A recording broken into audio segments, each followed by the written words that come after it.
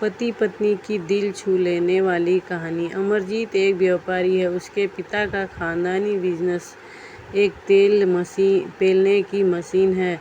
अमरजीत जब बड़ा हुआ तो वह अपने पिता के बिजनेस मॉडल को पूरी तरह समझ चुका था। अमरजीत ने उस बिजनेस को बड़ा करने की सोची और एक दिन वह सफल व्यापारी बन गया। अमरजीत के पिता चाहते थे कि अमरजीत अपने समाज की किसी लड़की के साथ शादी करें, लेकिन अमरजीत की आंखें तो कॉलेज के दिनों में ही 2 से 4 लवली से हो चुकी थी। अमरजीत एक दिल का सच्चा इंसान था। वो लवली को किसी धोखे में नहीं रखना चाहता था।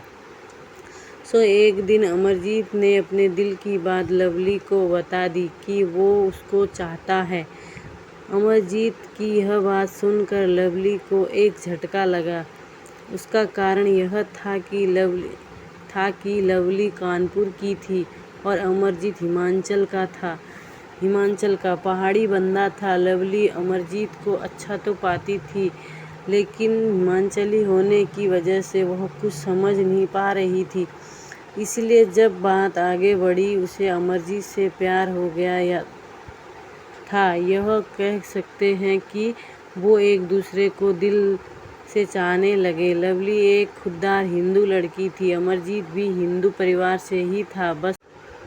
बस समस्या आ जो रही थी वो थी रीति रिवाज की, भाषा की। लेकिन लवली और अमरजीत होशियार थे, उन्होंने इस बात का हल निकाल लिया कि हम दोनों अपने घरों में हिंदी बोलकर काम चलाएंगे। क्योंकि अमरजीत डोगरी था, उसका घर गांव में था, जो वहाँ डोगरी की ही चलती थी। हिंदी तो लोग खूब बोलते थे, लेकिन घर में अपनी भाषा ही चलती थी। अमरजीत को लवली से कोई परेशानी नहीं थी।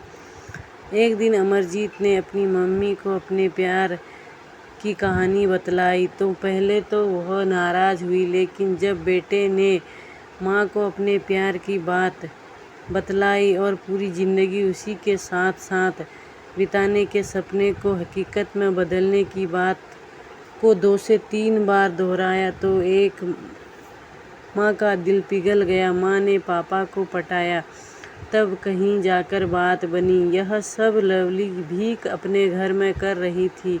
उसके माता पिता भी विवाह के लिए मान गए थे। आखिर 10 मई को दोनों का विवाह हो गया। कानपुर की लाडली अब हिमाचल की हो चुकी थी। लवली होशियार थी, उसने 1 साल में ही हिमाचल के सारे रीति रिवाज सीख लिए। अब वो पक्की डोगरी हो चुकी थी। दोनों ने अपने धर्म में शादी की। इस वजह से कोई बखेड़ा भी खड़ा नहीं हुआ। बस इतना अंतर दोनों में था कि एक ओबीसी समाज की बेटी थी, जो लड़का राजपूत समाज से था। आखिर प्यार में इतना तो चलना ही पड़ता है।